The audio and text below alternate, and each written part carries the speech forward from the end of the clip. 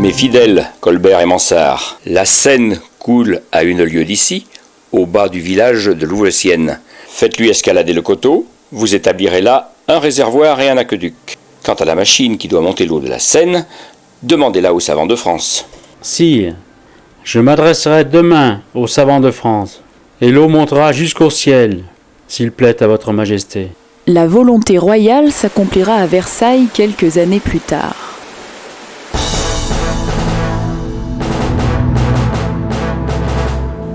Entreprise titanesque, chantier insensé pour l'époque.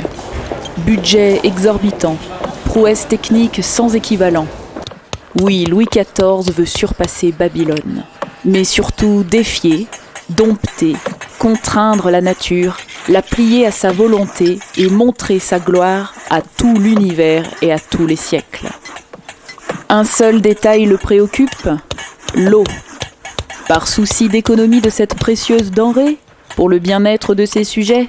Non, pour le raffinement suprême, garantir les fastes aquatiques de sa démesure. Des fontaines sur ce site ingrat dépourvu d'eau? Quel défi! Et quel paradoxe pour un monarque qui ne supporte pas l'eau. L'eau, enjeu politique et stratégique, mais toujours instrument de domination. L'eau, miroir de l'absolutisme. La Seine est à plusieurs kilomètres, quelques 150 mètres en contrebas. Qu'à cela ne tienne, personne ne résiste à un caprice de star.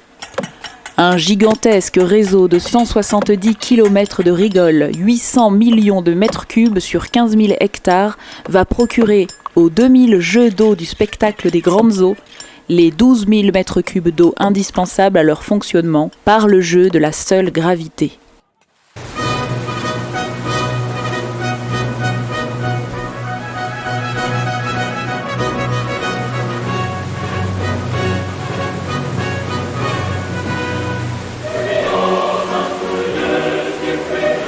Cet ensemble qualifié de rivière du roi Soleil ne sera plus jamais tari.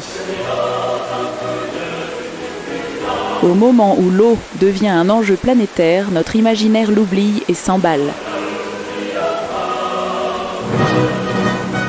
Revivre en direct l'abondance, l'opulence, la perfection. Émotion et prestige. Avec en prime la musique de Lully à notre portée pour accompagner les gerbes, langues, lames, bouillons et cascades qui se jouent des rayons du soleil.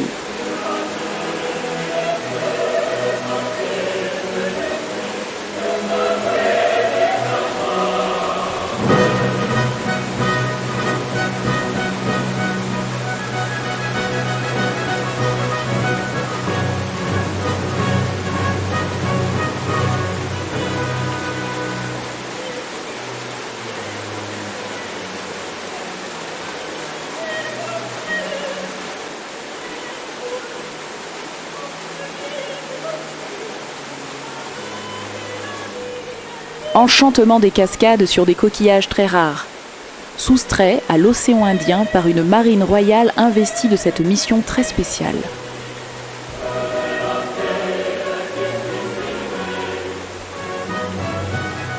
Remarquable orchestration due au génie de Monsieur Lenôtre. Eau qui scintille, gicle, ruisselle, se déverse, s'échappe, jaillit, déborde.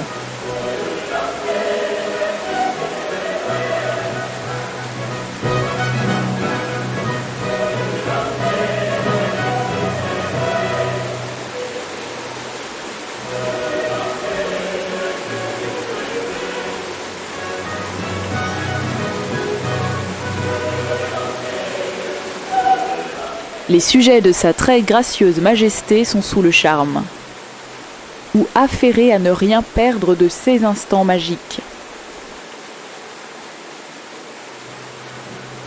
Fontaines enviées de toute la planète, où puisez-vous donc votre alchimie et votre puissance? Retour aux sources et zoom sur les coulisses du chantier. Cette eau qu'on va pour alimenter les fontaines de Versailles, on va aller la chercher très loin. On pense même à un moment à détourner la Loire à partir de Nevers. Et puis finalement, on se rabat sur l'Eure. sur les conseils notamment de Louvois. L'heure qu'on va détourner à partir de la région de Maintenon, en amont de Chartres même, depuis Pongouin. Et c'est un grand projet d'un canal, d'un aqueduc qu'on va tirer depuis Pongouin jusqu'à Versailles, qui va faire l'objet d'un grand chantier. Et ce grand chantier, il doit traverser à un moment donné, il doit traverser l'Eure sur le terrain du château de Madame de Maintenon, qui est alors la femme de Louis XIV. Et on va construire un grand aqueduc. Ce grand aqueduc, il va mobiliser, ça va être un chantier extraordinaire, il va mobiliser 30 000 hommes. Donc ces 30 000 hommes qui travaillent sur ce grand chantier de Maintenon, ils viennent en grande partie, bien sûr, de l'armée de Louis XIV. À ce moment-là, la France est dans une paix relative, donc l'armée n'a pas grand-chose à faire. C'est très ennuyeux, la paix, quand on est dans l'armée. Donc Louis XIV envoie son armée sur ce chantier, ça va les occuper. Et puis le tiers restant, c'est de la population civile qui vient louer ses bras, qui vient s'engager, puis qui est des fois un peu réquisitionné, on ne lui demande pas toujours son avis. Il y a des conditions assez draconiennes quand même dans ce chantier. D'abord, il vaut mieux être catholique. Ah oui, en effet, Monsieur XIV vient de révoquer l'édit de Nantes. Si on est protestant, on a les sales boulots, on a les coins les plus insalubres de ce chantier. D'abord, la désertion, notamment pour les soldats, est punie de mort. Et puis, la délation, notamment, est encouragée. Il faut réserver son énergie, toute son énergie, au service du roi, au service du grand œuvre du roi. C'est-à-dire qu'il n'est pas question d'aller courir les filles. Il n'est pas question non plus, même simplement, de se marier. Alors ce chantier se passe évidemment dans des conditions assez épouvantables au niveau salubrité. Il faut dire quand même que Vauban a fait canaliser et aménager pour acheminer les pierres, les matériaux de construction. Il a fait canaliser 2 petites rivières, la Voise et la Drouette, et une partie de l'Eure elle-même. Donc les ouvriers travaillent à construire des écluses, ils travaillent dans des marais, dans des conditions très insalubres. Et il y a une mortalité importante par malaria et puis également par noyade. Vauban, qui travaillait sur ce chantier, qui l'a supervisé, il a autant que possible essayé d'atténuer les difficultés de tous ces gens. Vauban était quelqu'un de la terre, qui connaissait la difficulté du travail.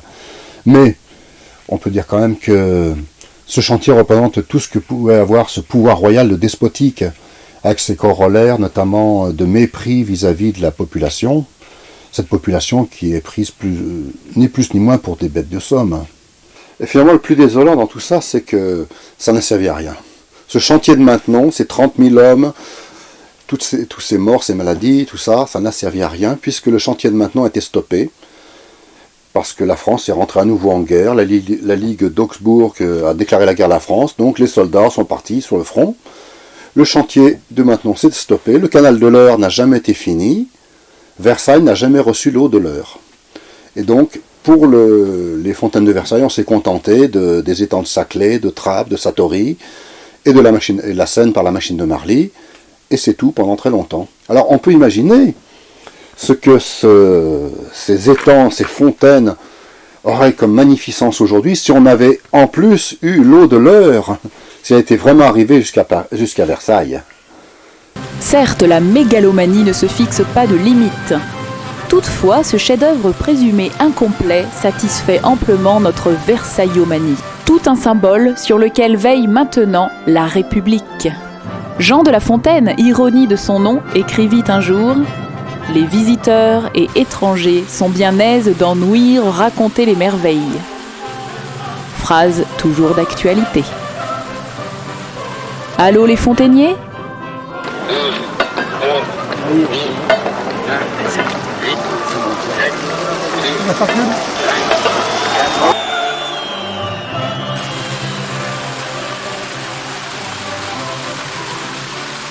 La féerie peut commencer. Rien n'est le fruit du hasard. Illustration du plus grand symbole qu'un monarque peut s'attribuer, s'immortaliser dans des sculptures mythologiques, comme le dieu qui menace ceux qui osent le défier.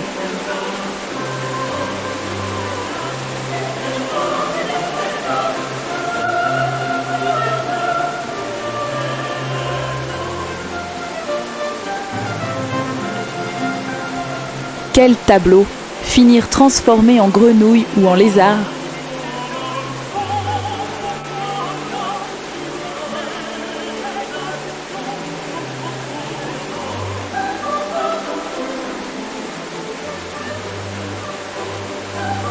Apothéose, se représenter en Apollon, dieu du soleil, sortir de l'onde sur son char tiré par 4 chevaux pour commencer sa course matinale et resplendir sur le monde. Et qu'importe si le soleil se lève à l'ouest, à Versailles.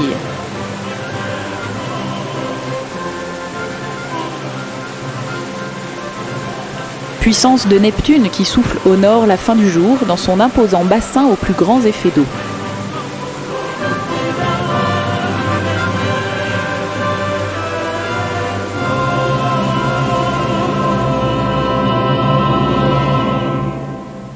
Quand s'annonce le crépuscule, entre passé et présent, la promenade devient confusion. Entre illusion et réalité. Voyage hors du temps. Immense théâtre d'eau, de lumière, de musique.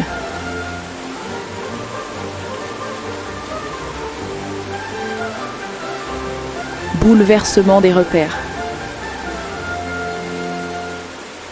Mystère et dépaysement assurés, le grand siècle triomphe au fond des bosquets et s'abîme en crépitant sur le char d'Apollon. Le mythe du roi soleil perdure.